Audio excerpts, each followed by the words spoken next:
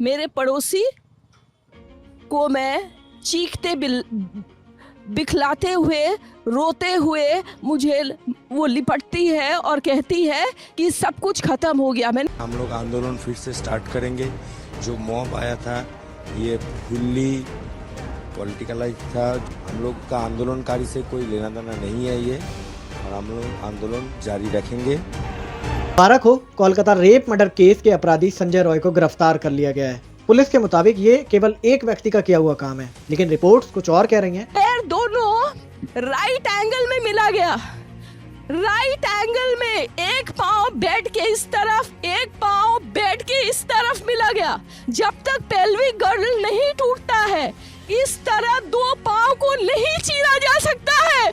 अभया के साथ रेप किया गया, जिसका अपराधी है संजय रॉय, ऐसा पुलिस का कहना है। लेकिन पोस्टमार्टम रिपोर्ट कुछ और कह रही है, क्योंकि उस लड़की की आंखों में चश्मे के शीशे टूटकर घुसे हुए थे, जिससे कि पूरी आंखें खून से लथपथ थी। गले की हड्डी टूटी हुई है, पेल्विक बोन टूटी हुई है, एक रिंग फिंगर टूटी हुई है, और वहीं पर उसके प्राइवेट पार्ट से हैवी ब्लीडिंग हो रही है। यहाँ तक तो समझ में आ रहा था, लेकिन उसके बाद भी 151 ग्राम यानी 150 ग्राम से ज़्यादा का सीमन सैंपल कलेक्ट हुआ है, जो एक व्यक्ति का तो नहीं हो सकता। ये रेप नहीं, ये गैंग रेप है। इस सब को ध्यान में रखते हुए भी जब कोर्ट ने ये केस लोकल पुलिस से सीबीआई को ट्रांसफ़र किया, 14 अगस्त की रात को आरजीकर मेडिकल कॉलेज में कुछ गुंडे भेजे गए। इस प्रोटेस्ट की आड़ में उस पर हिंसा की गई और उस सेमिनार हॉल के साथ तोड़फोड़ की गई, जहां पर इस घटना को अंजाम दिया गया था। स्टोरी क्या है? तो 8 और 9 अगस्त की रात को अभया के साथ रेप हुआ और उस लड़की की लाश पाई जाती है 9 अगस्त की सुबह सेमिनार हॉल में। वहां से एक ब्लूटूथ हेडसेट बरामद होता है। इसने सीसीटीवी फुटेज चेक करी और उसमें संजय रॉय 11 बजे से लेकर 4 बजे के बीच में इन और आउट टाइम देखने के बाद पुलिस ने शक के बिहाफ पर उसको गिरफ्तार किया और ब्लूटूथ हेडसेट कनेक्ट करके देखा, जो कि कनेक्ट भी हो गया। तो पुलिस ने ये मान लिया कि ये जो रेप है इसी व्यक्ति ने किया है। पोस्टमार्टम रिपोर्ट्स कुछ और कह रही हैं, और इस मामले के जस्ट बाद ही वहाँ के प्रिंसिपल ने अपना रिज़ाइन दे दिया और छुट्टी मनाने के लिए चले गए।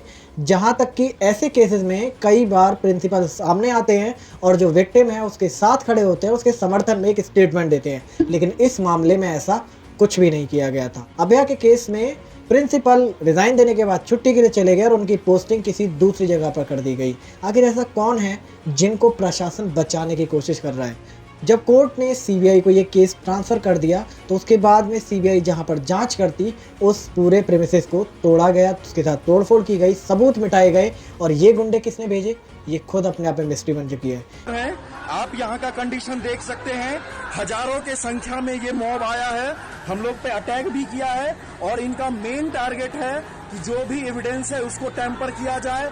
और यहाँ का जो लोकल पुलिस है ये कुछ भी कंट्रोल नहीं कर पाया है, हम लोग पे अटैक किया गया है। और ये सारे मॉब की स्थिति आप देख सकते हैं क्या किया है इन्होंने। हम लोग जो रेजिडेंट है वो चिल्ला रहे हैं, वो चीख रहे हैं कि हमें सेंटर फोर्स भेजिए, हमारी रक्षा कीजिए, क्योंकि ये भीड़ इस आंदोलन के आड़ में सबूत मिटा रही है और उस लड़की का केस दबाने की कोशिश कर रही है।